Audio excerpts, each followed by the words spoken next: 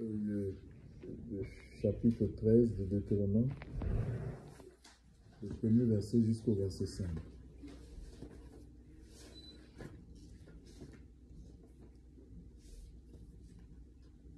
Quelqu'un peut lire pour tout le monde? À haute voix, c'est permis. Si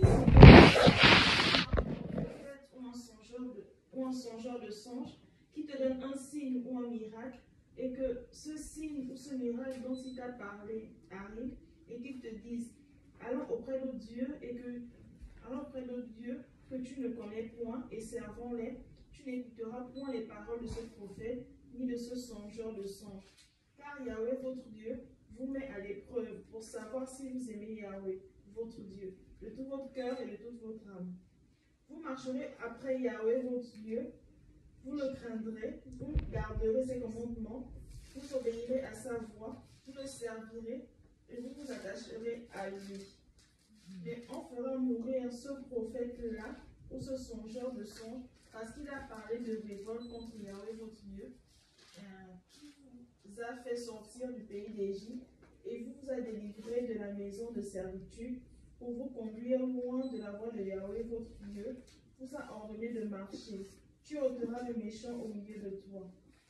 Voilà, donc Deutéronome fait partie des 5 livres de la loi, d'accord?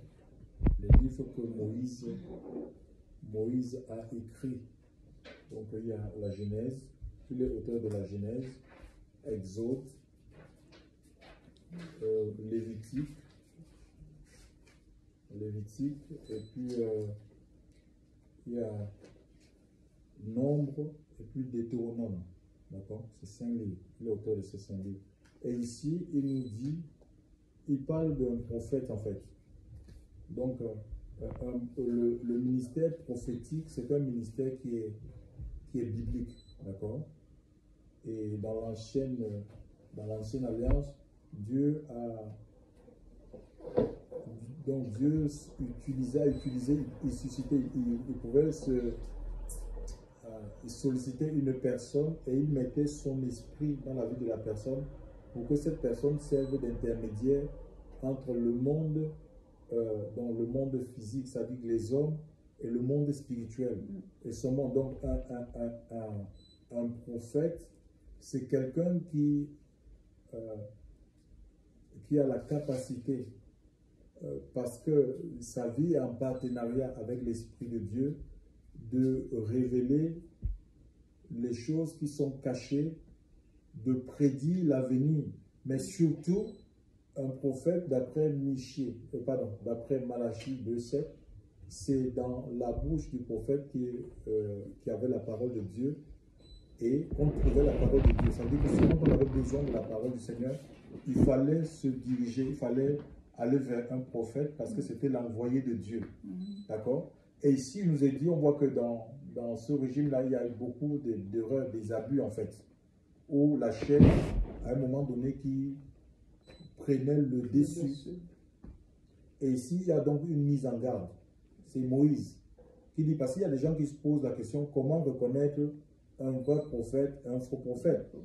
Le Seigneur a même dans les Écritures, Matthieu 7, il dit, vous les reconnaîtrez au fruit, à l'œuvre déjà par la vie de la personne, d'accord?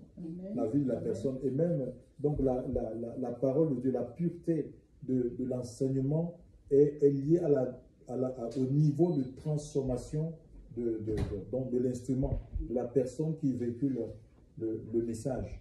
Donc si on est envoyé de Dieu et qu'on est habité par l'Esprit de Dieu, l'Esprit de Dieu est appelé l'Esprit Saint. Donc cette personne, sa vie va manifester la sainteté de Dieu. Amen. Donc tu ne peux pas vivre dans la souillure et dire que tu es envoyé par Dieu et que tu prophétises par le Saint-Esprit. Ou pour prophétiser, il faut qu'on te donne 5 litres de vin rouge avant de prophétiser. C'est un non-sens. On n'a pas vu ça dans les Écritures. Donc ici, alors,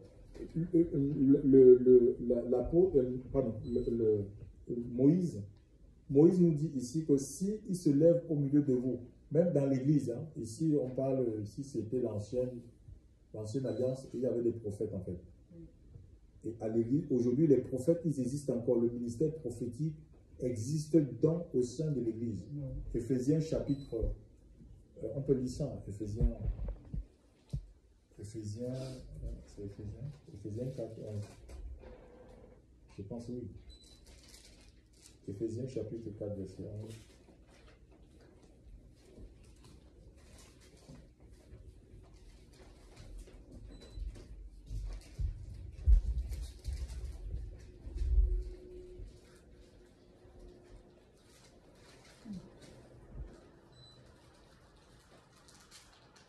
Ce sont les épîtres. Hein. Éphésiens, c'est après le Nouveau Testament. Éphésiens, c'est après le Nouveau Testament. Éphésiens chapitre 4, verset 11.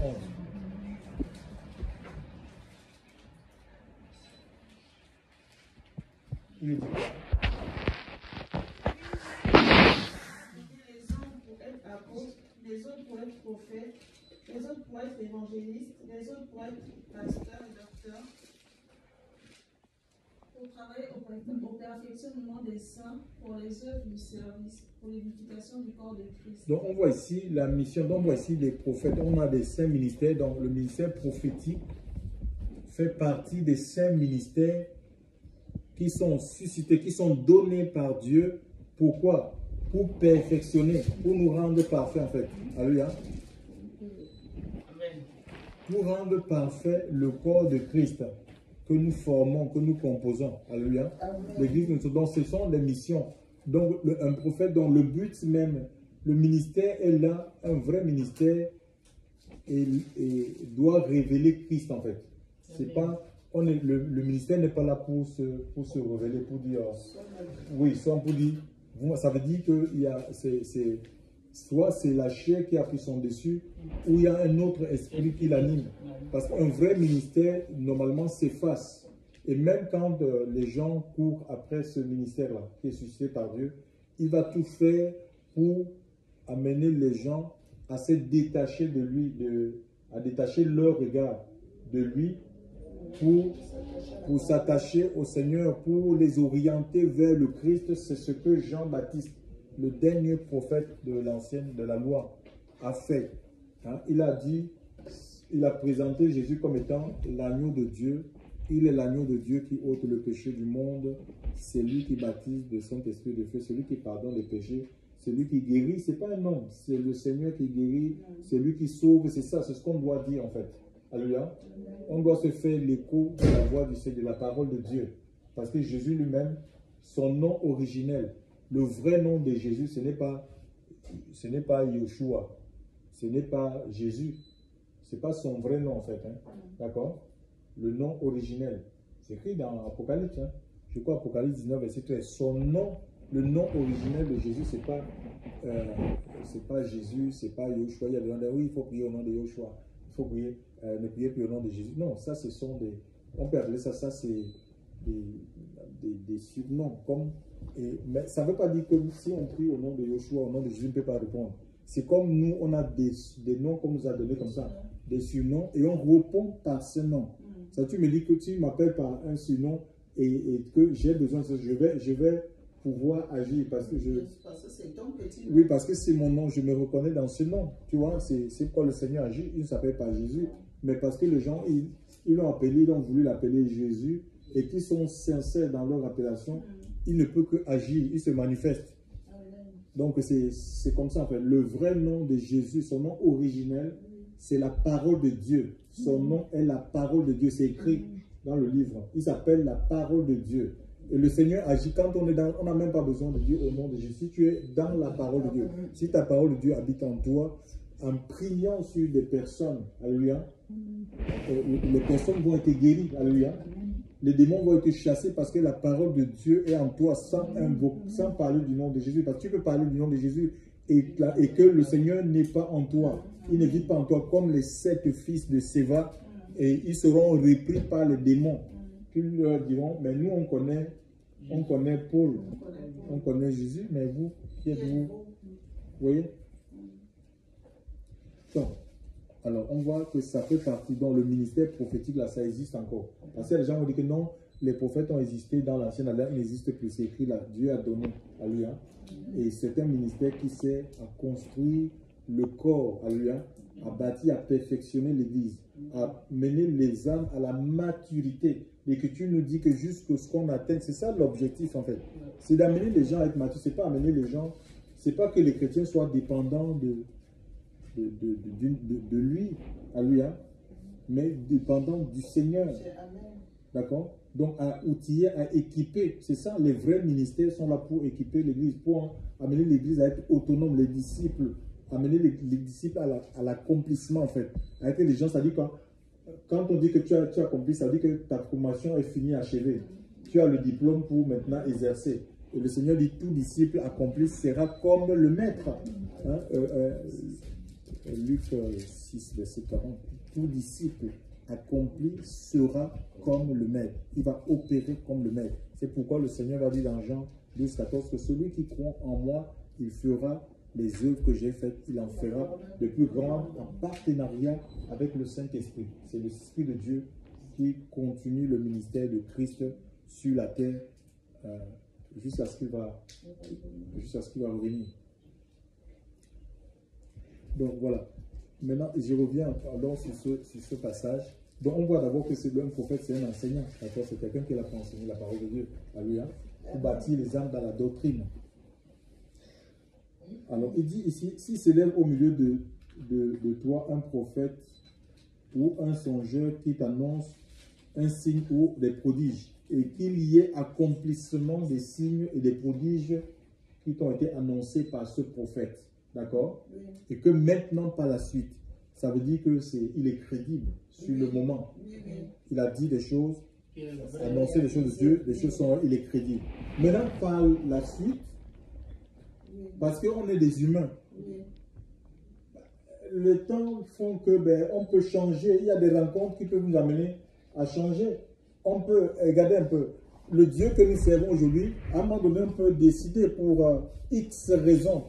On peut décider de se détourner du Dieu. Nous avons vu, on peut être apôtre authentique de Jésus aujourd'hui et demain, on change la veste. On devient apôtre de Satan. Il y a ça dans la Bible. Nous, on a des exemples dans la Bible. Par exemple, je pense, c'est simple. On a Aaron. Ils sont sortis de l'Égypte. Il a fallu de peu que Moïse se sépare de Moïse, était allé chercher la Torah sur la montagne pendant 40 jours, 40 nuits. Le peuple s'est impatient de mais on ne sait pas ce que Moïse est devenu. Fais-nous des dieux. Donc, c'était les dieux qu'ils servaient en Égypte. Et en Égypte, ils avaient des prêtres aussi. Des prêtres pour sacrifier à ces dieux-là.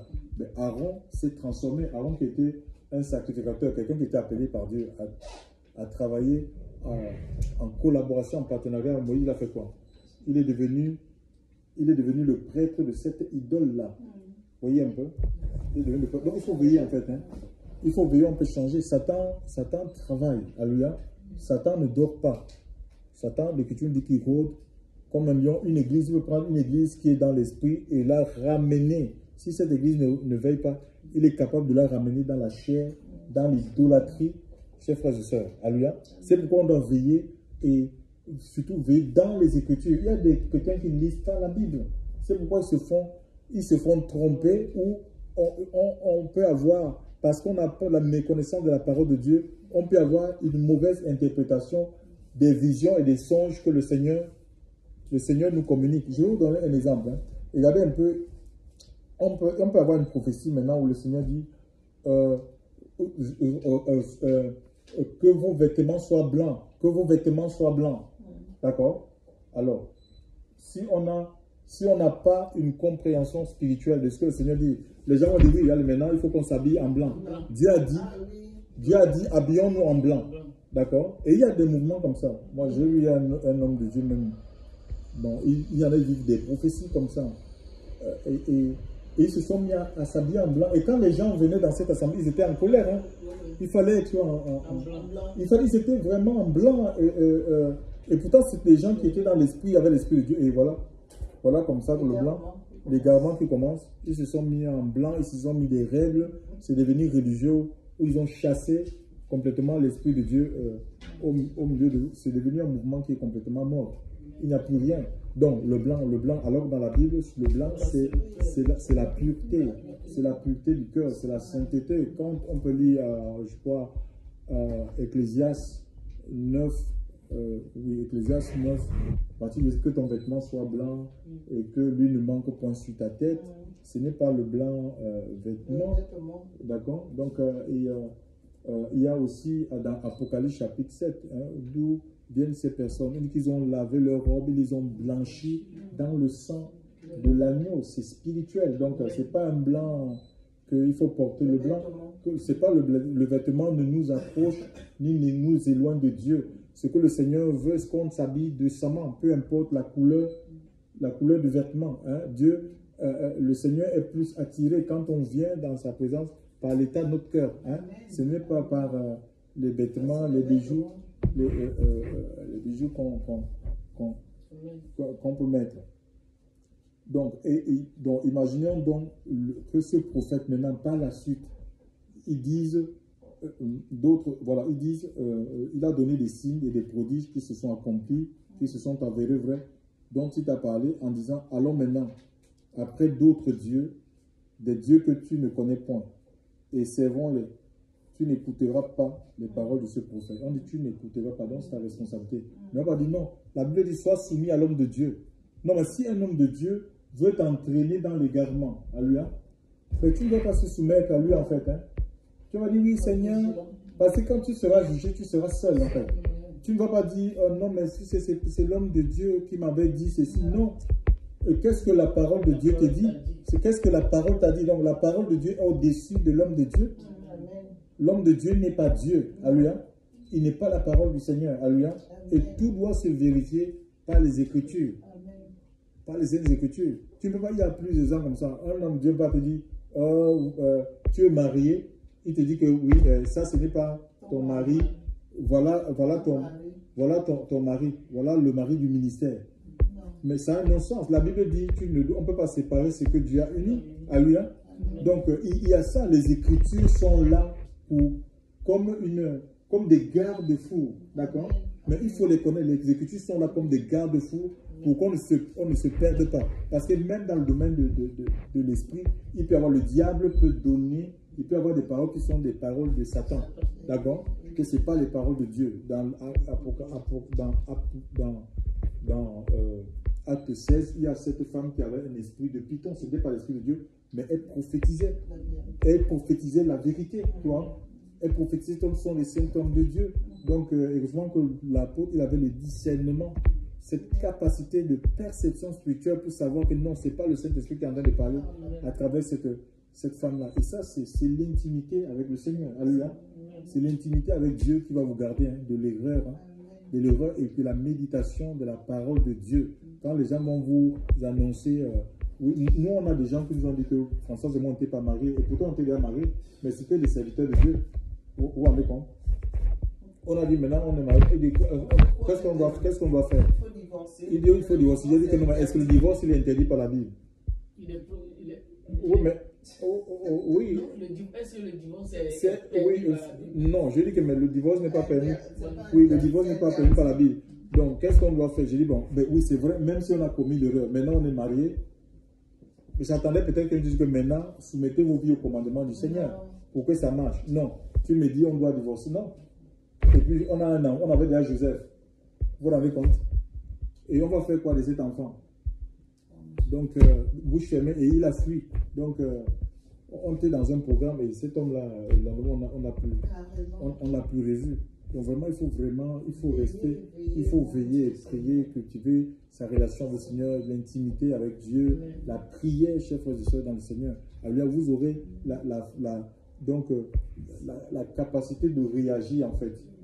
Mais il faut lire les Écritures, il faut se donner. Nous, on passe plus de temps dans des réseaux sociaux pour regarder les TikTok, des bêtises en fait. Des bêtises, il faut écouter. Il y a les prédications, des prédications qui vont nourrir, qui vont saturer votre esprit. Alléluia. Il y a des prédications des hommes et des femmes qui parlent du Seigneur, qui vont faire du bien dans votre...